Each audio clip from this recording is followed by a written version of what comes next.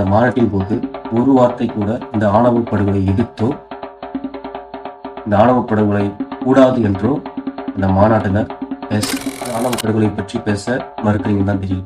ஏன்னா உங்களை நீங்களே தானே வந்து ஒரு மாற்று சக்தின்னு சொல்லிக்கிறீங்க. நான் ஒரு மாற்று அரசியலை நான் வந்து முன்னிலைப்படுத்தி கொண்டு போக போறேன் அப்படின்னு சொல்றீங்க இல்லையா? அப்படி மாற்று அரசியலா இருக்கிற நீங்க இந்த ஆணவ படுகொலை எதிர்த்து நீங்க அந்த பெரிய மாநாடு நடத்தினீங்க இல்லையா? முதலில் அந்த மாநாட்டில் நீங்க பேசியிருக்கலாம். ஜனநாயகத்தையே கேள்விக்குள்ளாக்கியுள்ள ஒரு மிகப்பெரிய ஒரு பிரச்சனை இந்த வாக்காளர் பட்டியல் பிரச்சனை. அந்த வாக்காளர் பட்டியல் பிரச்சனையை பற்றி விஜய் அவர்கள் வாய் திறக்கவில்லை. போராட்டம் ஒரு இடத்துல நடக்குது, மிகப்பெரிய அளவில் நடக்குது. அந்த இடத்துல தான் நீங்க வந்து ஒரு அரசியல் கட்சி தலைவராக நீங்க ஆதரவு தெரிவிக்கணும்னா நேரடியாக அவங்களை போய் சந்திச்சு அவங்களுக்கு வந்து ஆதரவு தெரிவிச்சிருக்காங்க. இந்த காலத்துக்கும் இந்த மாதிரி தான் நீங்க வந்து ஒரு வீட்டுக்குள்ள ஒரு 4 செவத்துக்குள்ள தான் அரசியல் பண்ண போறீங்களா? யார் வேண்டுமானாலும் அரசியல் வரலாம், யார் வேண்டுமானாலும் அரசியல் செய்யலாம். அதுல எந்த ஒரு மாற்று கருத்தும் கிடையாது. இருந்தாலும் நீங்களும் 10ல் ஒன்றாய் போய் சேர்ந்துடாதீங்க.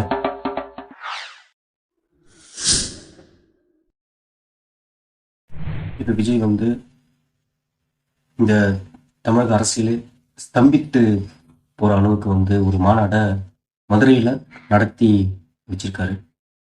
மிகப்பெரிய ஒரு மாநாடா இந்த விஜய் நடத்தின இந்த மாநாடு வந்து அறியப்படுது. ஏன்னா அவ்வளவு மக்கள் கூட்டம் நிரம்பி வழிஞ்ச ஒரு மாநாடா இது இருந்தது.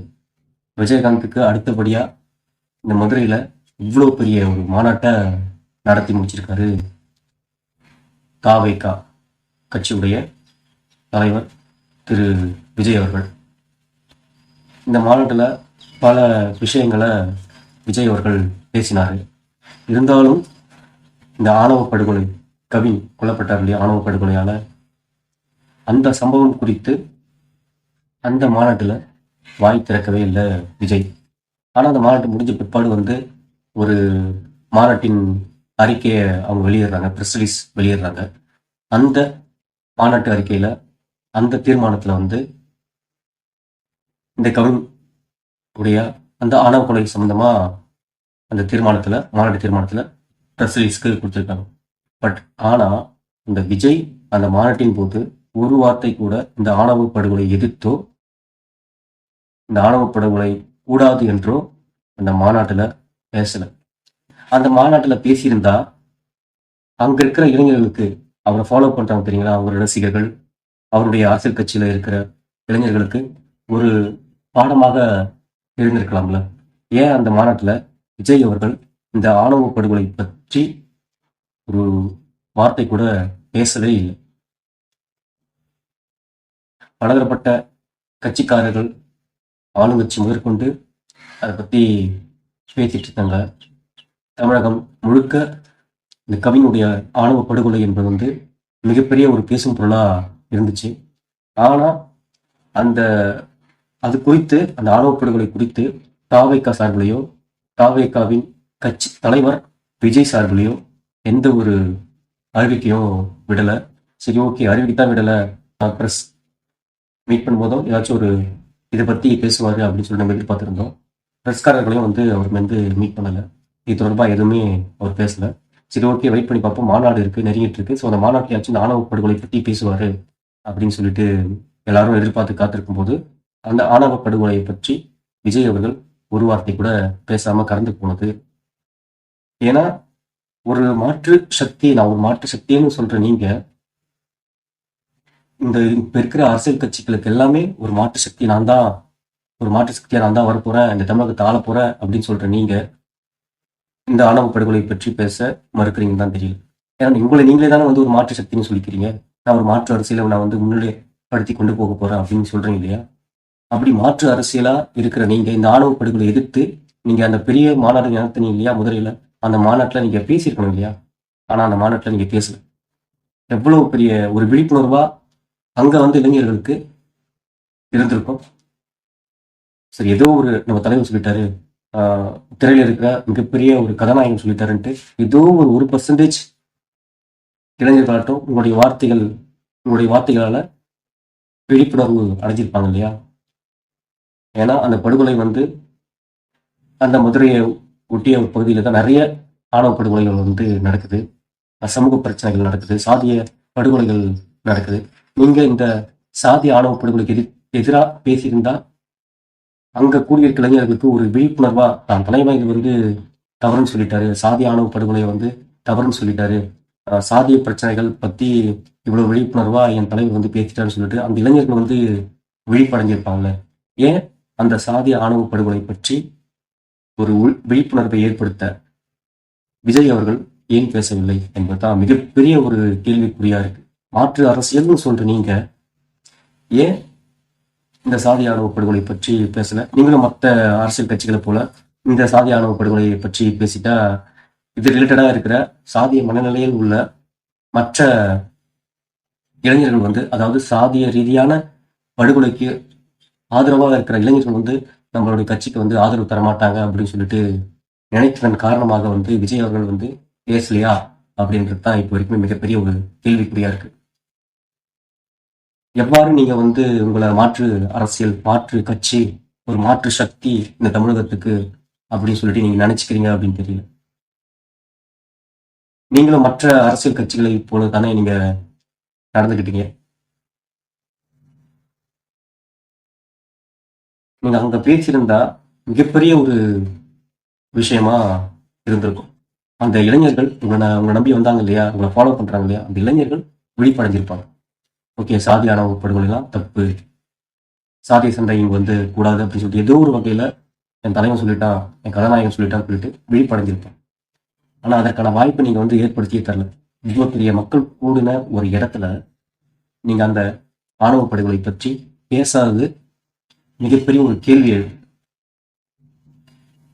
அது மட்டும் இல்லாம ஒரு மிகப்பெரிய பிரச்சனை, நாட்டை ஒழுக்கக்கூடிய ஒரு மிகப்பெரிய ஒரு பிரச்சனை, இந்த ஜனநாயகத்தையே கேள்விக்குள்ளாக்கியுள்ள ஒரு மிகப்பெரிய ஒரு பிரச்சனை, இந்த வாக்காளர் பட்டியல் பிரச்சனை.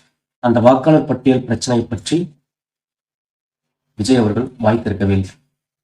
ஏதோ 10 பேர் ப்ரிப்பேர் பண்ண ஒரு டெக்ஸ்ட்டை படிச்சுட்டு வந்து மனப்பாடம் செஞ்சு சினிமா டைலாக் மாரி பேசிட்டு போனதுதான் மிச்சம் அந்த மாநாட்டில். மற்றபடி அந்த மாநாட்டை பொறுத்த வரைக்கும் எந்த ஒரு பெரிய விஷயத்தையும் விஜய் அவர்கள் பேசல. சுத்தி அங்கிள் திமுகவை சாடுறது, லைட்டா கொஞ்சம் பிஜேபி போய் சாடுறது, இதுக்கு முந்தைய ஆண்ட கட்சிகளை போய் சாடுறது அப்படின்னு சொல்லிட்டு தான் அதனுடைய மாநாட்டுடைய ஸ்பீச் இருந்ததை தவிர முக்கியமான காரணங்களை, முக்கியமான பிரச்சனைகளை இந்த இளைஞர்களை கிட்ட கொண்டு போய் விஜய் சேர்க்கவே இல்லை. இந்த தூய்மை பணியாளர்கள் பிரச்சனை பத்தி இன்னும் கொஞ்சம் வலுவா அவர் பேசவே இல்லை. இந்த வாக்காளர் பட்டியல இவ்வளவு பெரிய குளறுபடி நடந்திருக்கு, அதை பத்தி விஜய் அவர்கள் பேசவில்லை. இதற்கெல்லாம் முத்தாய்ப்பா அமைந்தது வந்து அந்த சாதிய ஆணவ படுகொலை, அதை பத்தி விஜய் அவர்கள் பேசவே இல்லை. விஜய் அவர்கள் பேசியிருந்தா கண்டிப்பா ஏதோ ஒரு ரீதியில அந்த இளைஞர்கள் மனதில் ஒரு தாக்கத்தை ஏற்படுத்தியிருக்கும். இந்த சாதிய ஆணவ படுகொலைகள் தவறு என்பதை வந்து இந்த இளைஞர்கள் உணர்ந்திருப்பாங்க. முன்னாடி சொன்ன மாதிரி தான் நீங்களும் மற்ற அரசியல் கட்சி மாதிரி தானே ஓட்டு அரசியல் பற்றி யோசித்து இந்த பிரச்சனையை பத்தி பேச மாட்டீங்க. அப்புறம் எதுக்கு நீங்க மாற்று அரசியல், மாற்று சக்தி அப்படின்னு சொல்றீங்க? இதே மதுரை மாநாட்டில் மறைந்த தேமுதிக தலைவர் திரு விஜயகாந்த் அவர்கள் எப்படி பேசினாரு அப்படின்னு சொல்லிட்டு எல்லாருக்கும் தெரியும். மனசுல பட்டதை பேசினாரு அவர். எதையுமே 10 பக்கத்துக்கு மனப்பாடம் பண்ணி பேசின தலைவர் இல்லை. அவரை நீங்க வந்து ஒரு அண்ணனா மதிக்கிறீங்க, அரசியல் ஆசனா நீங்க நினைக்கிறீங்கன்னா அப்போ நீங்க மன திறந்து இந்த பிரச்சனைகளை எல்லாம் நீங்க பேசியிருக்க வேண்டாம். ஏன் இந்த பிரச்சனையெல்லாம் தவிர்த்துட்டு இந்த மாநாட்டை முடிச்சிங்க அப்படின்னு சொல்லிட்டு மிகப்பெரிய ஒரு கேள்வி இருக்கு திரு விஜய். இன்னைக்கு ஒரு நியூஸ், ஒரு துப்புரவு பணியாளர் வந்து தேங்கியிருந்த தண்ணியில மின்சாரம் தாக்கி இறந்திருக்காங்க. தூய்மை பணியாளர்கள் பிரச்சனை வந்து மிகப்பெரிய ஒரு பிரச்சனையா இருக்கு. அவங்களுக்கு வந்து பணியந்திரம் கொடுக்கப்படலை அப்படின்னு சொல்லிட்டு பலதரப்பட்ட இடங்கள்ல போராட்டங்களும் போயிட்டு இருந்தது. சென்னையில மிகப்பெரிய அளவுல வந்து ஒரு 13 நாட்கள் தொடர்ந்து போராட்டம் பண்ணாங்க. ஆனா இதே விஜய் அவர்கள் என்ன பண்ணாரு, அந்த போராட்ட காலத்துல வந்தாரா? ஓகே, டே டைம்ல அவரால் வர முடியாது, அவர் வந்தா மிகப்பெரிய ஒரு அளவுல கூட்டம் சேரும், இதனால வந்து போராட்டம் வந்து ஏதோ ஒரு வேறு ஒரு பாதையில போயிடும், புரிஞ்சிக்க முடியுது. நீங்கள் வந்து நள்ளிரவில் வந்து அந்த தூய்மை பணியாளர்களை நேரடியாக வந்து சந்திச்சிருக்கலாம்ல. அது என்ன, நீங்கள் உங்கள் வீட்டுக்கு உங்கள் ஆஃபீஸ்க்கு வந்து ஒரு 4 பேர் போராட்டக்காரர்களை கூப்பிட்டு சந்திக்கிறது. போராட்டம் ஒரு இடத்துல நடக்குது, மிகப்பெரிய அளவில் நடக்குது. அந்த இடத்துல தான் நீங்கள் வந்து ஒரு அரசியல் கட்சி தலைவராகிய நீங்கள் ஆதரவு தெரிவிக்கணும்னா நேரடியாக அவங்கள போய் சந்திச்சு அவங்களுக்கு வந்து ஆதரவு தெரிவிச்சிருக்கோம்ல. உங்களுடைய இடத்துல வந்து அவங்கள வர வச்சுட்டு பேசுறதுலாம் எந்த விதமான ஒரு அரசியல் அப்படின்னு தெரியல. நம்ம காலத்துக்கும் இந்த மாதிரி தான் நீங்கள் வந்து ஒரு வீட்டுக்குள்ள ஒரு 4 செவத்துக்குள்ள தான் அரசியல் பண்ண போறீங்களா? சும்மா மாநாடு என்ற பேர்ல வந்து ஒரு 10 பக்க வசனங்களை, சினிமா வசனங்களை பேசிட்டு கடந்து போக போறீங்களா? அப்படிலாம் போயிட முடியாது விஜய். நீங்க வந்து அரசியல் ஆசானா அண்ணாதுரையும், இந்த சைடு எம்ஜிஆரும் சென்டர்ல உங்களுடைய போட்டோவையும் ஒரு கட் அவுட்டெல்லாம் பார்த்தேன். அண்ணா சொன்ன வாக்கியம் என்னன்னு தெரியுமா? மக்களோடு வாழுங்கள், மக்களோடு பேசுங்கள், மக்களுடைய பிரச்சனைகளை தெரிந்து கொள்ளுங்கள், அவர்களுக்காக போராடுங்கள், களமாடுங்கள் அப்படின்னு சொன்னவர் தான் அறிஞர் அண்ணா அவர்கள். நீங்க எப்பொழுது மக்கள்கிட்ட போய் சேர போறீங்கன்னு தான் தெரியல. மக்களுடைய பிரச்சனையை அவர்களிடத்தே சென்று எப்போ நீங்க பேச போறீங்க அப்படின்னு தெரியும். ஏன்னா உங்களுக்கான ஃபாலோவர்ஸ் அதிகமா இருக்காங்க. நீங்க மிகப்பெரிய ஒரு உச்சபட்ச நட்சத்திரம் தான், அதுல எந்த ஒரு மாற்று கருத்தும் கிடையாது.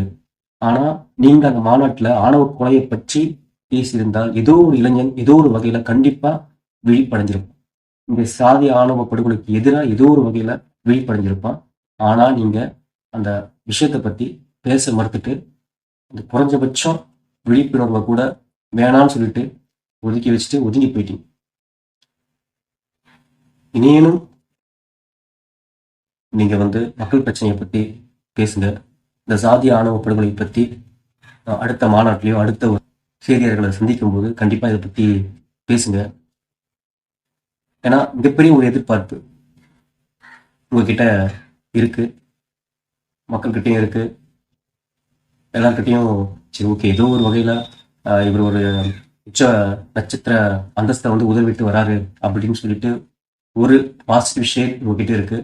அதை யூஸ் பண்ணிக்கோங்க, இல்லைன்னு சொல்ல. பட் அதை தவிர்த்து மக்கள் பிரச்சனையை பத்தி, தலையாழ பிரச்சனையை பத்தி கொஞ்சமாச்சும் வாய்க்கிருங்க, சரிங்களா? அந்த மாநாட்டை பத்தி என்னால் வந்து டீகோட் பண்ணி இது சொல்லலை அது பேசல, இளைஞர்கள்லாம் வந்து கட்டுக்கோப்பா இல்லை.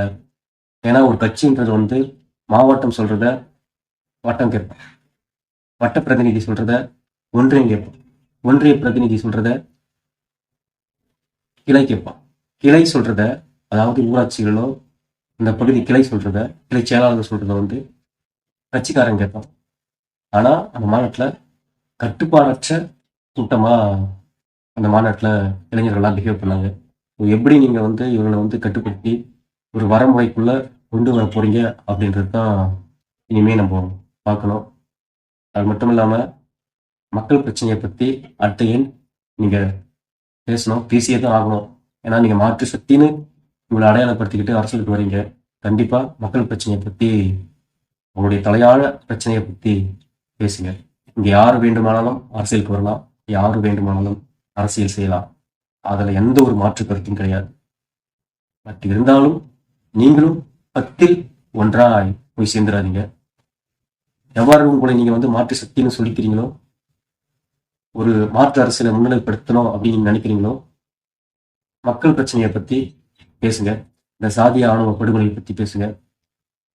இந்த ஜனநாயக படுகொலை ஒன்று பண்ணிட்டு இருக்கு தேர்தல் ஆணையம், அதை பத்தி நீங்க வாய் தருங்க. இன்னும் நிறைய பிரச்சனையை பத்தி நீங்க பேசுங்க. எல்லாத்தையும் ஒதுக்கி வச்சுட்டு நீங்க அரசியலை வந்து பண்ணிட முடியாது, சரிங்களா? அந்த மாநாட்டில் வந்துலாம் யார் நினைச்சீங்க? ரசிகர்கள், கட்சிக்காரர்கள், இப்படித்தான் நினைக்கிறீங்க?